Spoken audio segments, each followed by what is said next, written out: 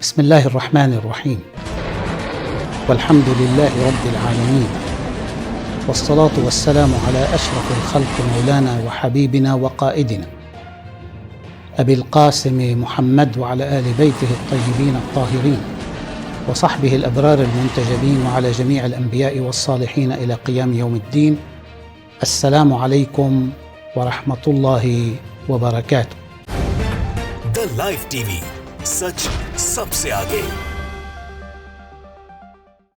आपने ये जो वीडियो देखा, ये एक भाषण का, एक स्पीच का अंशभाग है।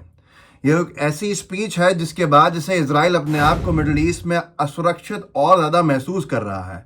ऐसा क्या है इस स्पीच में और ऐसा क्या है इस शख्स में जो स्पीच दे रहे थे, जो बयान कर रहे थे, जो भाषण दे रहे थे, कि इससे इजराइल के और इजराइल के सैनिकों के मनोबल को तोड़ना हुआ बताते हैं लोग। ऐसा क्या हुआ है? एक फैसला हुआ है लेबनान में, और उस फैसले के बाद से, उस फैसले की जब घोषणा हुई है, जिसके बाद ये भाषण हुआ था, तब से ही इजराइल के लिए टेंशन्स और स्ट्रेस बढ़ चुका है मिडिल ईस्ट में। क्योंकि ये कोई और नहीं बल्कि हिजबुल्लाह ने अपने नए चीफ इनको डिक्लेयर किया है। इनका नाम है नसरल्लाह। के बाद से ही इजराइल के लोगों को लगा था, इजराइल के सैनिकों को लगा था कि उन्होंने जंग जीत ली है और अब वो लेबनान को ख़त्म कर देंगे या लेबनान को ग्रेटर इजराइल में मिलाने का जो सपना है वो पूरा कर लेंगे।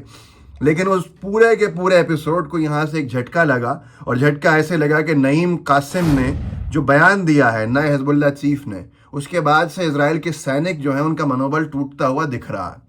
मैं उनका बयान आपको डिकोड करके बताऊंगा क्या उन्होंने बोला है, क्योंकि आपने देखा अरबी में बोला है। लेकिन उससे पहले एक और चीज़ समझ लीजिए कि लेबनान का इस बयान के बाद जो हमला हुआ है उसमें और ज़्यादा मुश्किलें इजराइल की बढ़ी हैं। देखिए, युद्ध समाधान नहीं होता है, ये हम सब जानते हैं। गांधीवादी विचारधारा के लोग तो इस पे चलते हैं, युद्ध की जगह पे डायलॉग होना चाहिए। लेकिन इस विचारधारा के आसपास इर्द गिर्द नेतन्याहू की सोच नहीं चलती है। नेतन्याहू की सोच वही नरसंहारी सोच है। नेतन्याहू की सोच वही जो आक्रमण करने की सोच है और अतिक्रमण करने की सोच है और बच्चों को मारने की सोच है, बेकसूर लोगों को हमास की आड़ में मारने की सोच है। तो उसका आप कोई इलाज नहीं है।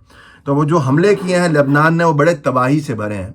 मैं आपको उनके वीडियोस दिखाऊंगा, लेकिन पहले जो हिजबुल्लाह के नए चीफ नईम कासिम ने बयान दिया है उसको एक बार समझते हैं। नस्तफ्तिहु बिल-क़ुरआन अल-करीम अल्लज़ी यदुल्लुना व युरशिदुना इला मा जरा मअल यहूद इब्र। ये बयान अरबी में है और इसमें इनका जो बुलेट पॉइंट्स हैं वो ये है कि शुरुआत में उन्होंने कहा है कि this is not simply Israeli war. ये तर्जुमा इसका लिखा हुआ है, उन्होंने अरबी में बोला है। ये कोई मामूली इजरायली युद्ध नहीं है लेबनान और गाज़ा पे, बल्कि ये अमेरिकन इजरायली वर्ल्ड वॉर है। अमेरिकन और इजरायली वर्ल्ड वॉर है, विश्व युद्ध है कि वो किसी भी तरह से हमारे लोगों को पूरे रीजन से एलिमिनेट कर सकें, ख़त्म कर सकें। आगे इन्होंने ये भी कहा कि हम खड़े होकर तमाशा नहीं देख सकते हैं। 39,000 शहीद गाज़ा में हो जाते हैं और जो टेंट्स हैं गाज़ा में उनको जलाया जाता है। हम इसको खड़े होकर तमाशाई बन के नहीं देख सकते हैं। नईम कासिम ने आगे ये भी कहा कि हम इजराइल से ये कहते हैं कि क्या तुमने कर लिया है, और क्या तुम और लितानी की तरफ आना नहीं चाहते, या थोड़ा सा और अंदर लेबनान में नहीं पेनिट्रेट करना चाहते?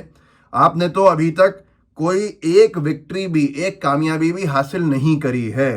ये उकसाया है इन्होंने कि आओ, क्या हो गया तुम्हारा? इजराइल से कहा कि तुम और लितानी की तरफ अंदर नहीं आना चाहते, या थोड़ा सा और लेबनान में और नहीं घुसना चाहते?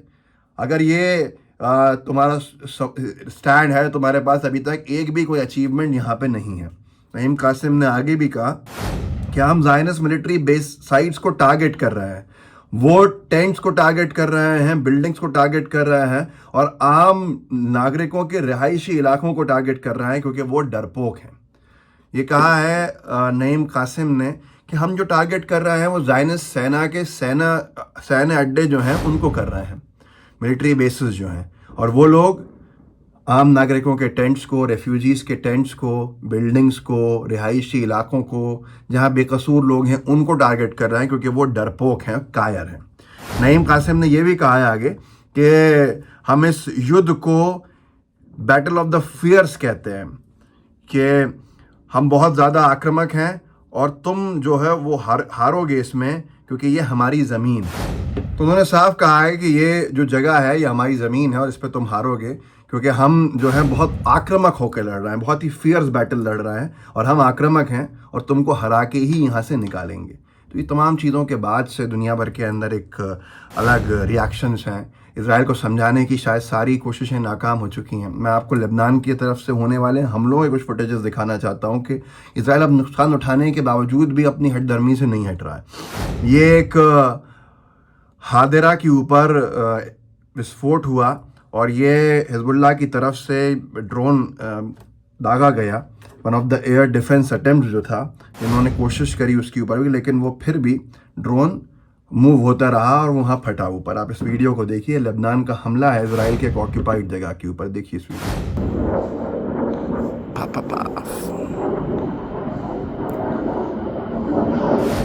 हिजबुल्लाह ने इसके बाद अनाउंस भी किया है कि उन्होंने एक ऑपरेशन लॉन्च किया था, कई सारे रॉकेट्स और कई सारे ड्रोन्स घुमाए, कई सारे रॉकेट्स दागे इन शिमर मिलिट्री बेस जो है ईस्टर्न खदेरा में, उसको टारगेट किया। और आईडीएफ सोल्जर्स का कैंप जो था एलियाकिम कैंप सदर्न हाइफा में, उसको टारगेट किया इन्होंने।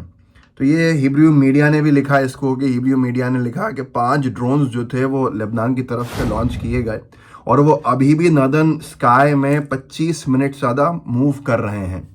जो ड्रोन्स हैं वो आगे बढ़ते जा रहे हैं, जबकि इजराइल के जो कोशिशें हैं इंटरसेप्ट करने की ड्रोन्स को, वो फेल हो रहा है। ये मैड मान न्यूज़ है जो हिब्रू मीडिया की तरफ से कोट करके, इजरायली मीडिया की तरफ से ही कोट करके इन्होंने लिखा।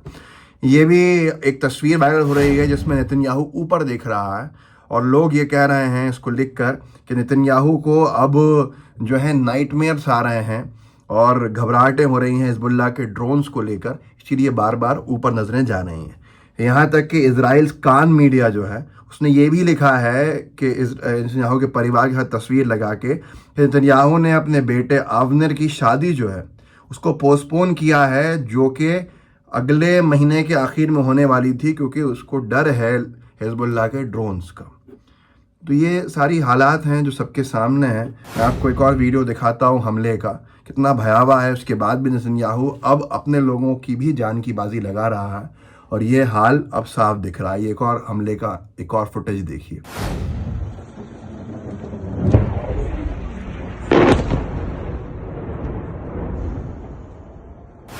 तो ये तमाम चीज़ें हैं जो इस वीडियो में आपने देखी, लेकिन समझने वाला समझने को तैयार नहीं है। उसने पूरे मिडल ईस्ट को आग के और बारूद के ढेर पर बैठाया हुआ है। इस वीडियो को आगे ज़रूर बढ़ाइएगा ताकि लोग जागरूक ज़रूर हों। जय हिंद, जय भारत। द लाइव टीवी, सच सबसे आगे।